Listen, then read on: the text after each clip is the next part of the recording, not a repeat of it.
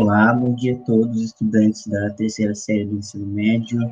Essa é a aula de eletivas das nossas cestas feministas.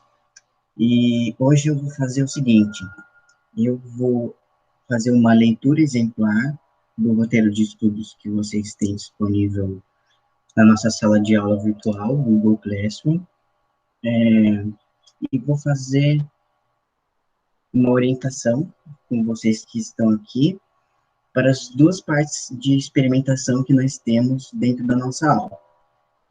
Então, a primeira atividade que vai acontecer hoje vai ser refletir sobre as consequências das estatísticas que eu vou apresentar. A segunda parte vai ser exercer uma valoração ética sobre essas estatísticas, para que a gente possa desenvolver a empatia. Então, primeiro nós vamos exercer um pouco da solidariedade por essas coisas violentas que estão acontecendo, com os dados que eu vou apresentar, e depois nós vamos exercer a empatia, tá? Essas são as duas competências socioemocionais que estão em foco nesta aula. Eu estou transmitindo pelo Centro de Mídias, tá? Vocês podem ter acesso gratuito, ao vivo, e depois, bem-vinda, Jennifer, depois vocês podem ter acesso aos conteúdos dessa aula através do meu canal do YouTube, tá? Bom, as instruções iniciais da aula são estas.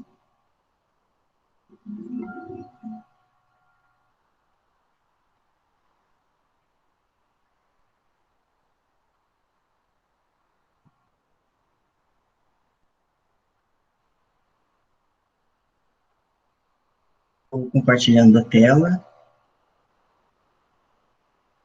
agora.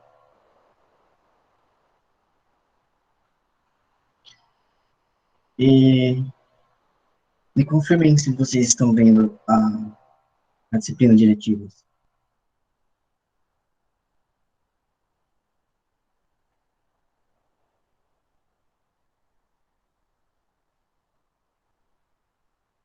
Dá para ver, né? Tá. Bom, vejam o que está aqui.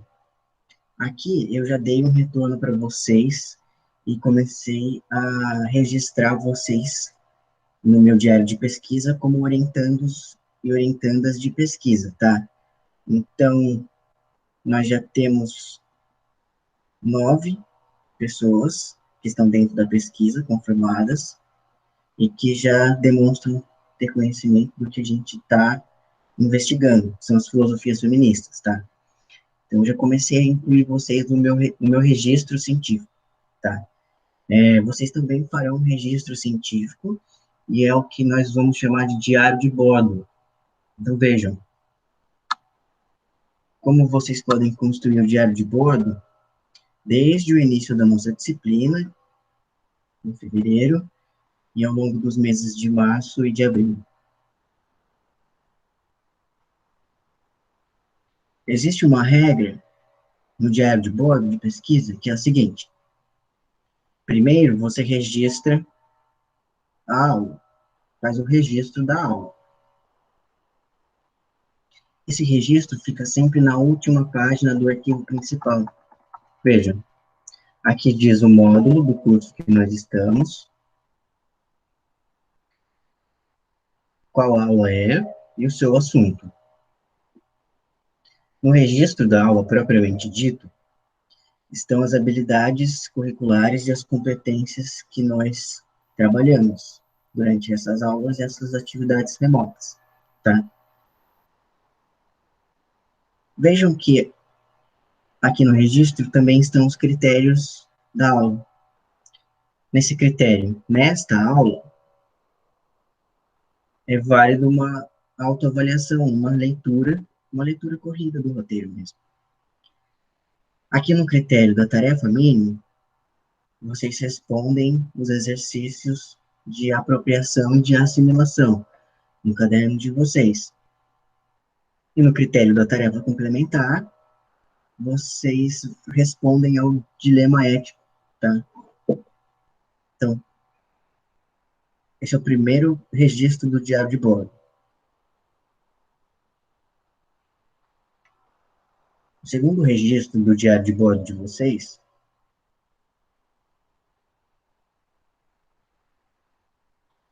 é sobre teorias da personalidade.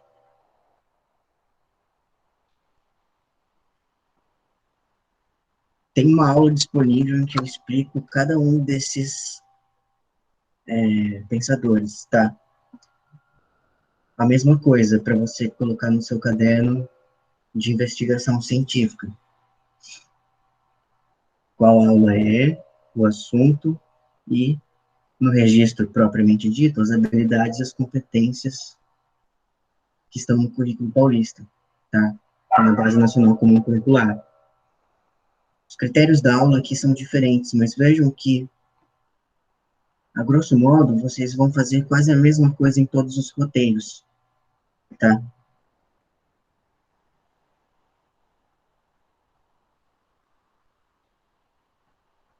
Esse é o segundo registro. O terceiro registro é o da aula da semana passada.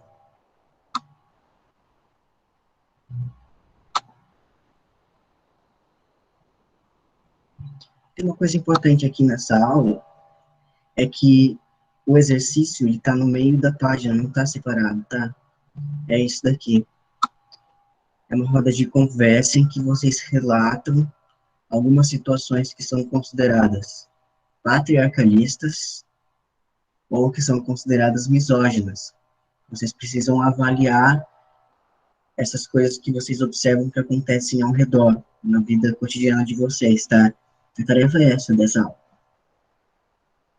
Para vocês registrarem essa aula no diário de bordo científico de vocês, a mesma regra. Qual aula é, o assunto da aula, as habilidades e as competências que vocês trabalham com seus próprios braços e com as suas próprias mentes quando estão se aplicando a essa aula, quando estão estudando essa aula diretiva, tá?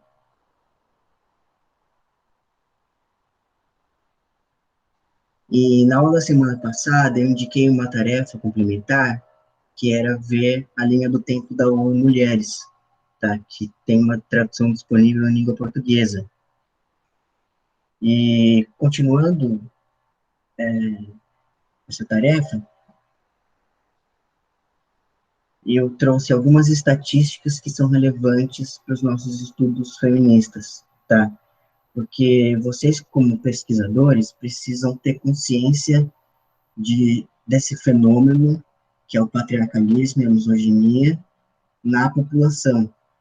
Então, nós vamos pegar dados da população, estatísticas coletadas pelos órgãos responsáveis pelos censos da população, o IBGE, o FGV, algumas ONGs da diversidade, para que vocês saibam os números. Os números são importantes, tá?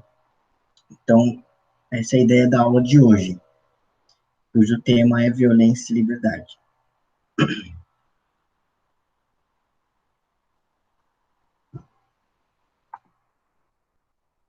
Vamos, então, para o registro da aula, em que estão os nossos objetivos. Mais uma vez, eu repito, essa parte que está na tela de vocês, vocês colocam no diário de bordo de vocês, que é o caderno, tá? E isso é um registro científico da nossa iniciação. Vocês verão que os procedimentos científicos mais robustos, mais ligados às ciências humanas mesmo, estarão no segundo semestre. Mas essas coisas que eu estou apresentando já são aproximações, tá? Nosso foco no primeiro semestre é conhecer o que é filosofia feminista. O nosso foco no segundo semestre é conhecer como se faz a ciência, tá? Então, vejam, quais são os nossos objetivos na aula de hoje?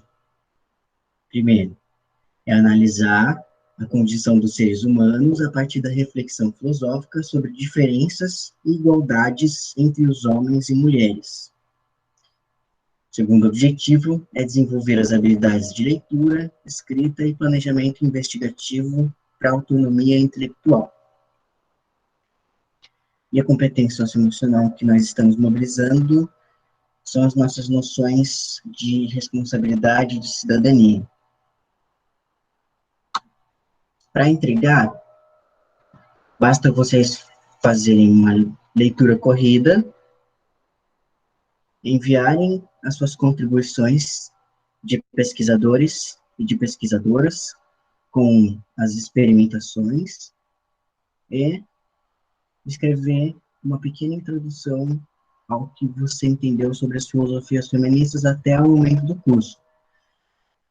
Foquem na experimentação, porque nós ainda não começamos a escrever a nossa tese científica, tá?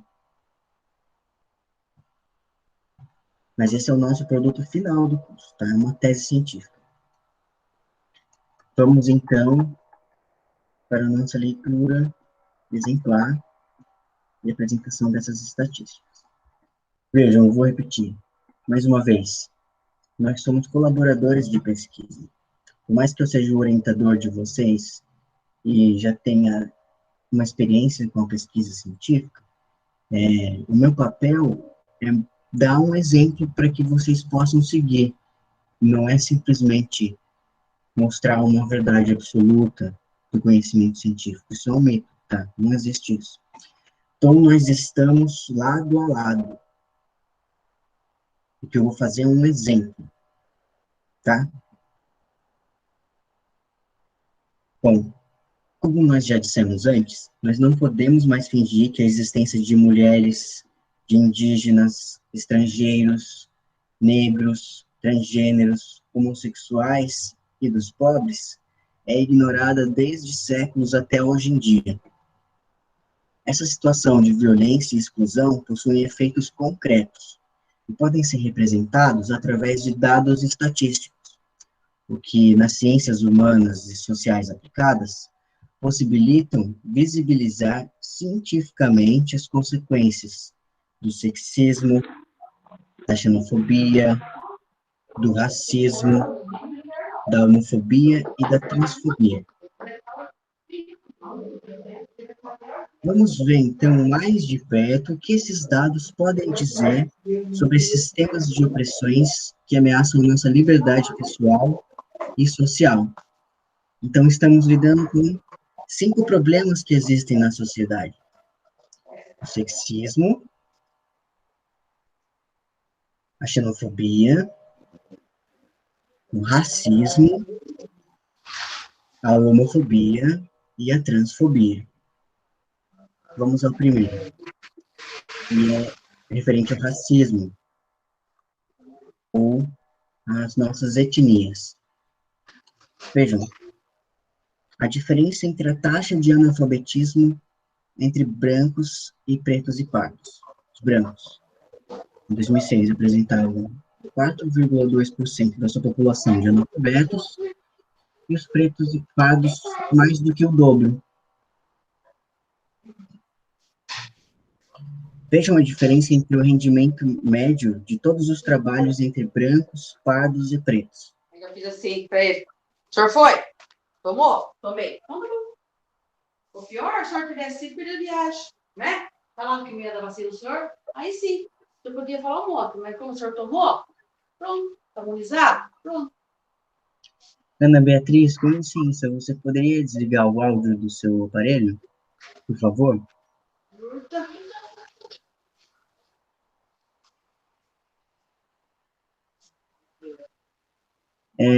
Então, os brancos, eles ganhavam em 2017, segundo essa pesquisa, R$ 2.814. Vejam a diferença entre o quanto uma pessoa Eu branca estou no comentário, só que e assim, uma eu pessoa estava lá negra pegando recebe. toalha e a Bia acabou a aqui dentro. A senhora aqui que está no celular? Então, mas tá ficando na cozinha.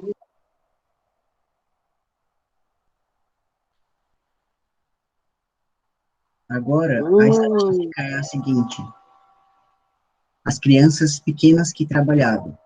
35% das crianças brancas precisavam trabalhar para ajudar a sustentar a família. Já o dobro, um pouco menos do que o dobro, das pessoas negras precisavam trabalhar também nessa idade de 5 até 7 anos para ajudar a sustentar a família. As pessoas que tiveram suas casas desocupadas, os brancos 9,5% e os pardos e pretos cerca de 4 a 5% a mais. Esses dados são do IBGE. Então vejam, através dessas estatísticas, que no Brasil nós estamos longe de ser uma democracia racial. Existe um mito da democracia racial no Brasil, que esses indicadores socioeconômicos da população desmistificam. Porque se a gente comparar os dados da população preta e parda com os da população branca, nós vamos ver, evidentemente, uma desigualdade social. E essa desigualdade social estatística é causada pelo racismo. Tá?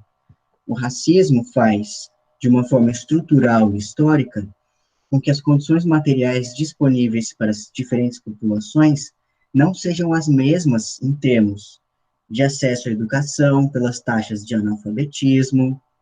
O mundo do trabalho também está impregnado de racismo e desigualdade salarial, como nós podemos observar no rendimento médio de todos os trabalhos. E a proteção contra o trabalho infantil é drasticamente desigual para as crianças brancas e para as crianças pretas e pardas, em que 63% pertenciam à etnia preta ou parda. Então, vejam, esses dados nos mostram quais são as consequências do racismo que está institucionalizado na nossa sociedade, que gera, então, oportunidades desiguais de vida para a nossa população. E vejam, o racismo tem efeitos mais profundos ainda na vida das pessoas, porque 75% dos mais pobres no Brasil são as pessoas negras ou as pessoas pardas. E 80% das pessoas que morrem por policiais são os pardos e negros. Então, existe uma espécie de genocídio contra a população negra, que é um assunto muito urgente hoje. Esses dados são da Fiocruz. Algum comentário, algum parecer, alguma dúvida sobre os dados de etnia? Conceito de etnia?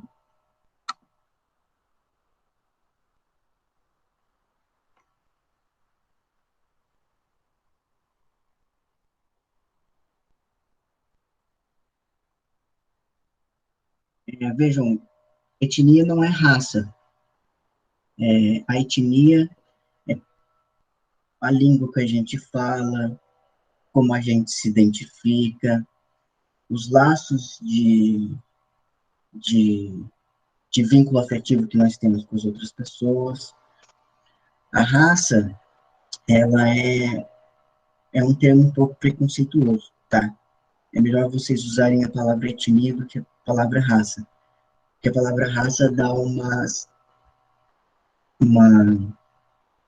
uma ideia de hierarquia. Então, não é muito legal, tá? A palavra mais correta e mais adequada para esse fenômeno social é etnia, tá? E raça está mais ligado a características biológicas, a etnia é cultural. Bom, como não tem nenhuma dúvida, vamos prosseguir para o item 2, em que nós analisamos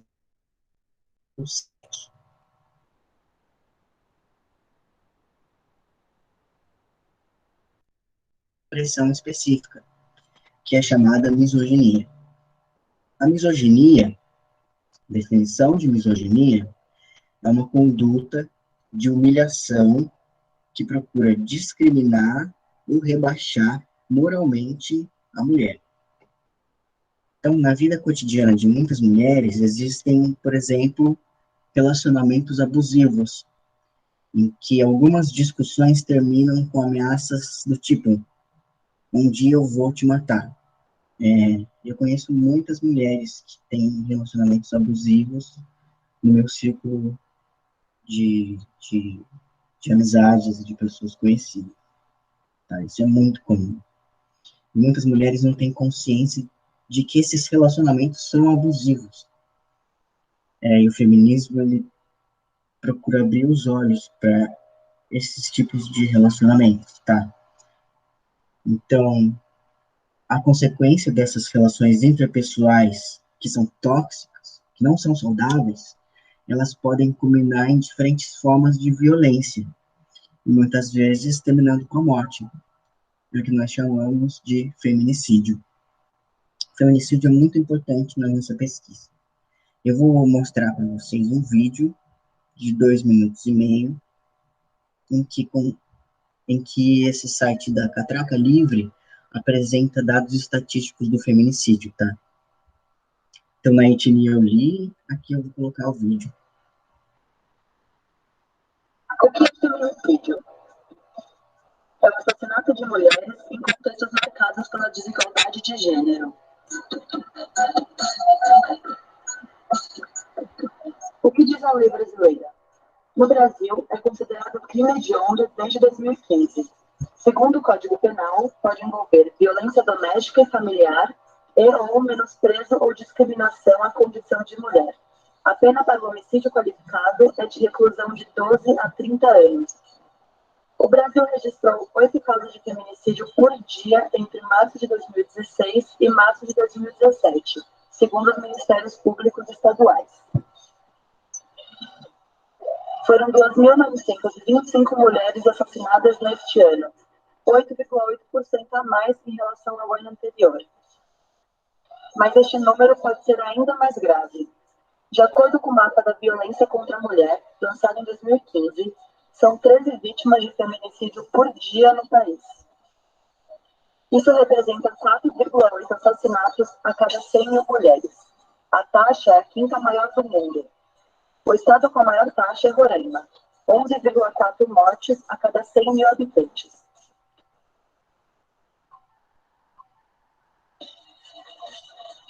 No período entre 1980 e 2013, 106 mil pessoas morreram apenas pela condição de ser mulher.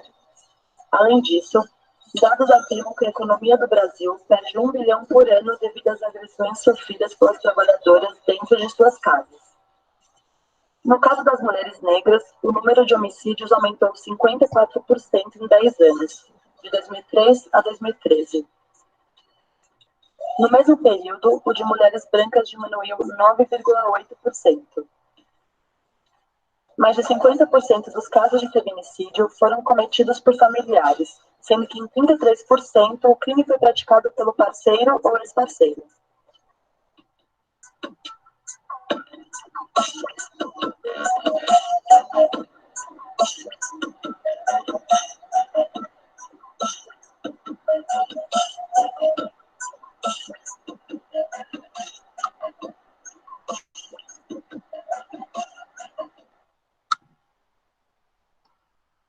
Esse vídeo tem os direitos autorais da Catraca Livre, não é meu. Então, vejam, eu apresentei esses dados para vocês, tem uma dimensão de números do feminicídio e para vocês verem quais são as principais causas que tem o feminicídio. Muitas vezes, os agressores estão na própria casa da mulher, tá? Agora, eu vou explicar qual é essa experimentação, tá? Depois que eu apresentei esses dados, eu peço que vocês discutam qual é a relevância dessas estatísticas. Quer dizer, por que essas pessoas, esses números, vamos dizer assim, são relevantes? O que eles dizem sobre a sociedade em que nós estamos vivendo e sobre o tipo de vida que nós estamos levando?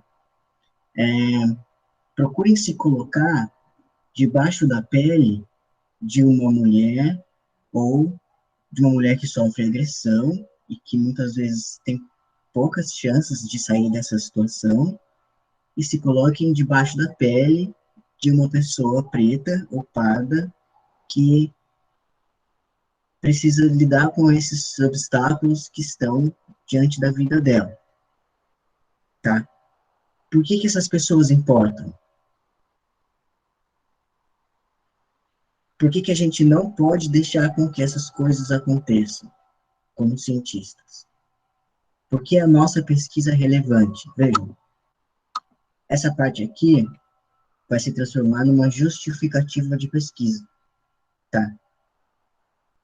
Então, peço que vocês atentem-se para esse exercício aqui, tá? Algum de vocês quer fazer um comentário agora sobre essas estatísticas de etnia e do sexo?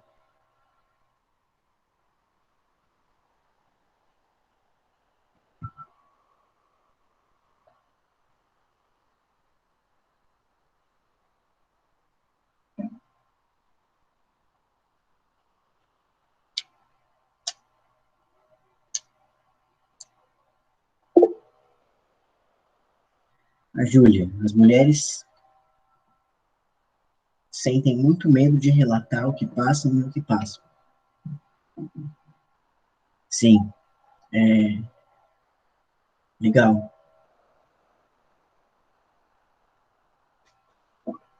Muitos casos de agressão também não são denunciados. A gente tem uma cultura do silêncio.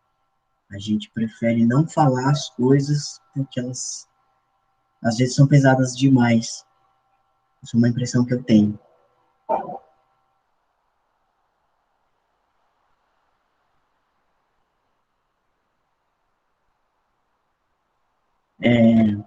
Uma das ideias importantes do feminismo é a noção de rede. Então, as mulheres geralmente fazem uma rede de proteção, de amizade, em que elas desabafam e procuram tentar resolver as situações entre as mulheres, tá? Na psicologia masculina existe uma coisa na identidade deles que é o isolamento. Então, os homens, eles se entendem distintos de todo o resto do mundo, e as mulheres não, elas têm uma noção de empatia maior. Bom, então talvez a solução para esses problemas esteja no caminho da empatia. Legal, obrigado, Júlia. Mais algum comentário?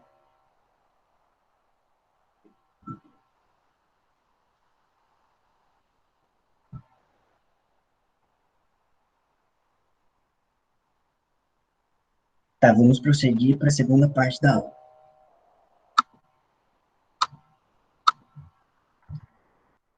O terceiro item desse roteiro de estudo sobre violência e liberdade é gênero. Vejam, existe uma dúvida muito comum entre vocês, estudantes do ensino médio, sobre a diferença entre sexo e gênero. Ó, de uma forma bem didática. Sexo, ele é biológico. Ele quer dizer se nós somos biologicamente do sexo macho ou do sexo fêmea. Gênero é como nós nos identificamos, como nós pensamos em nós mesmos. E nós entendemos nós mesmos, nosso gênero, como homens e mulheres. Vejam, sexo, macho, fêmea, gênero, homem e mulher. Essa é a nomenclatura que está dentro das ciências humanas e sociais aplicadas dentro dos estudos da antropologia, tá? Então, vejam, enquanto as estatísticas de sexo dizem respeito às mulheres, por conta do patriarcalismo, da misoginia, o gênero vai dizer respeito às pessoas que são transgêneros e que são travestis. Então, as estatísticas para essas pessoas também não são favoráveis. De acordo com o dossiê dos assassinatos e da violência contra pessoas trans brasileiras, o Brasil é um país que mais mata travestis e transexuais no mundo. Desde o primeiro ano em que o Brasil passou a constar no ranking mundial, em 2016, houve um aumento em 114% no número de assassinatos de pessoas trans no país até o ano de 2021. Tá? O levantamento demonstra que as práticas policiais e judiciais caracterizam-se pela falta de rigor na investigação, identificação e prisão dos suspeitos. Também faz parte da nossa cultura desacreditar naquilo que os órgãos públicos podem fazer a favor dessas minorias sociais.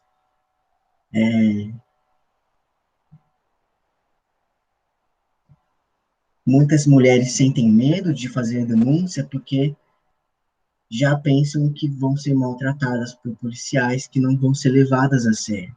É por isso que existem as delegacias da mulher. Elas são um lugar especializado para atender esses casos específicos. Então, voltando às estatísticas. Em 2019, somente 8% dos casos de violência contra pessoas trans tiveram suspeitos identificados e, além disso, 82% dessas vítimas eram pessoas negras.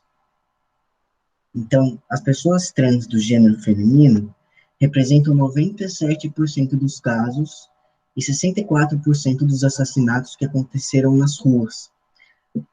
Assim como fica evidente que os assassinatos não costumam ter relação direta, social ou afetiva com a vítima. Então, as pessoas trans, elas são marginalizadas e muitas vezes elas precisam trabalhar na rua. Então, as mulheres geralmente sofrem agressão em casa, mas as pessoas trans sofrem agressão na rua. Outro dado importante é que a expectativa de vida das pessoas trans é 35 anos, que é menos da metade da média nacional de 75 anos e meio, segundo o IBGE. Então, além de ter problemas para acessar o atendimento nos serviços de saúde, o que é um dos principais fatores do adoecimento, é o que nós chamamos de transfobia, que também, de forma estrutural e histórica, impede que essas mulheres trans cheguem à velhice, porque 31% delas são vítimas de violência por conta da sua identidade de gênero.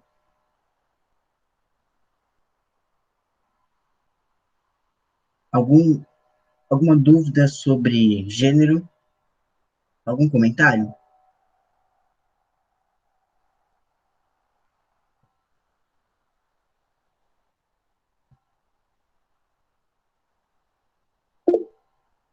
Legal. Vamos então prosseguir para o quarto item do nosso roteiro, que é a sexualidade. Então vejam, eu defini sexo como macho e fêmea, e eu defini gênero como homem e mulher. Sexualidade é um outro conceito na antropologia. Sexualidade é como nós nos sentimos em relação aos nossos afetos, tá? Então, a sexualidade pode ser entendida como heterossexual, bissexual ou homossexual. São expressões normais da sexualidade.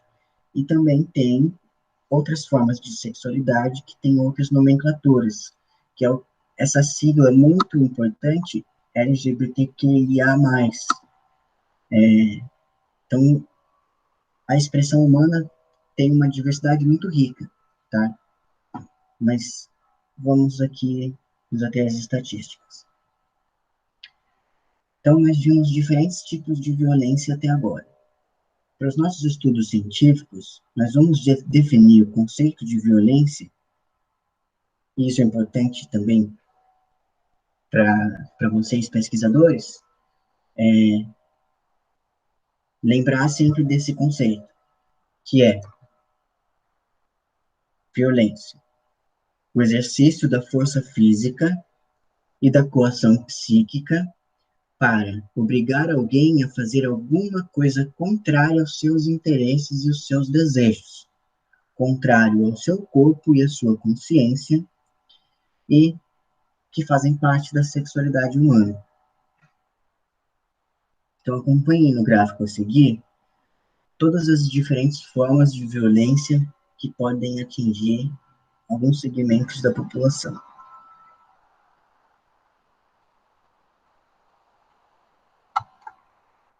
Então, nós temos violência psicológica,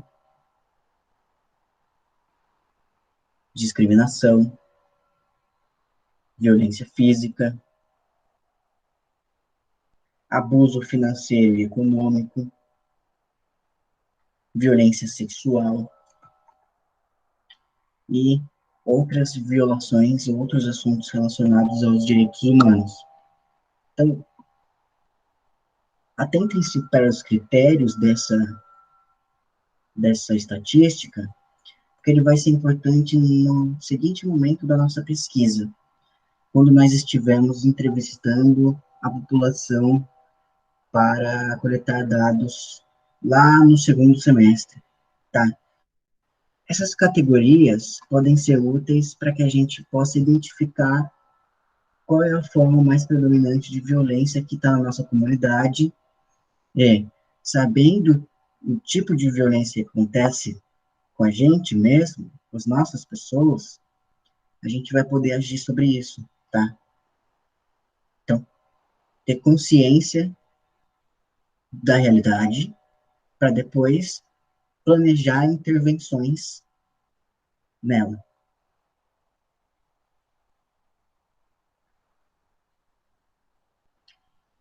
E aqui é a experimentação B. Também deve ser feita em grupos de pesquisadores. Quando nós retornarmos na modalidade presencial, a gente tem outras formas, mas tem formas certas de fazer isso, mas nós podemos adaptar para cada um dar uma contribuição para a pesquisa, tá? Assim a gente junta todas as contribuições e constrói o nosso relatório de pesquisa científica. Então, sobre o gênero e a sexualidade, a ideia é promover a empatia de vocês quando vocês refletirem sobre as consequências dessas violências na identidade de uma pessoa, usando seus próprios sentimentos e valores. Então, talvez vocês tenham sofrido algum desses tipos de violência e possam relatar qual é a consequência na vida de uma pessoa sofrer essa violência, porque todos nós temos direito à vida. Quando alguém nos violenta, isso não pode ser deixado para trás, não pode ser apagado ou tratado como se não fosse nada. Se isso acontecer, nós vamos nos tornar também pessoas cruéis, pessoas que agridem. Então, em algum momento, a gente precisa romper esse ciclo de violência e começar a praticar uma ética de não agressão, uma ética de cuidado. E trazer a consciência vai ajudar a gente a trabalhar com isso, tá? O projeto da pesquisa é esse. São as nossas finalidades mais práticas. Algum de vocês quer fazer um comentário sobre como pode ser para uma pessoa sofrer violência? Agora?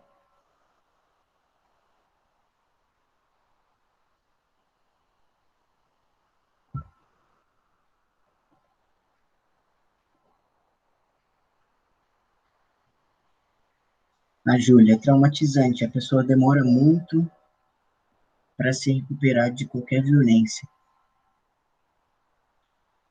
Sim, alguns anos de psicoterapia,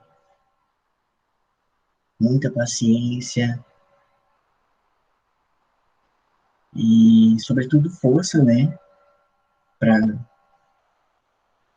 se recuperar mesmo. Eu achei legal essa palavra que você usou. dá a noção de resiliência, né?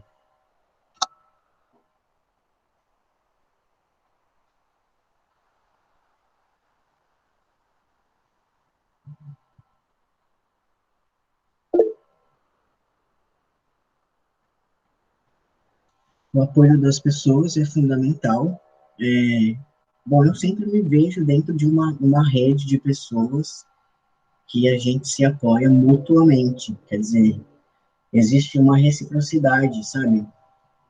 Quando você procura agir com a sua virtuosidade e quando você procura ser generoso, quando você procura ser gentil mesmo, uma gentileza sem muitos interesses, isso fortalece as pessoas. Então, o feminismo tem essa noção de cooperação entre as pessoas. Uma pessoa se ajuda, se atenta ao problema, procura trazer algum tipo de alívio, algum encaminhamento para uma solução, e de uma forma acolhedora, né? Sim, legal.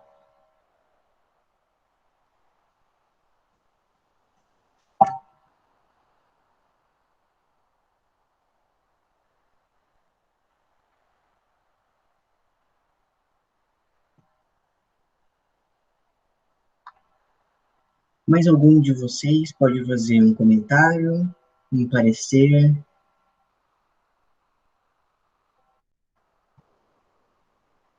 Ah, um lembrete é que hoje eu chamei individualmente apenas alguns estudantes, tá? Mas eu estou fazendo uma busca ativa de vocês. Estou mandando mensagens pessoais, porque vocês são muito importantes para essa iniciação científica. Quando existe uma parceria entre a escola e a família, isso faz tudo dar certo. Então é isso que eu estou tentando começar agora, nessa semana. Mais algum comentário, por favor?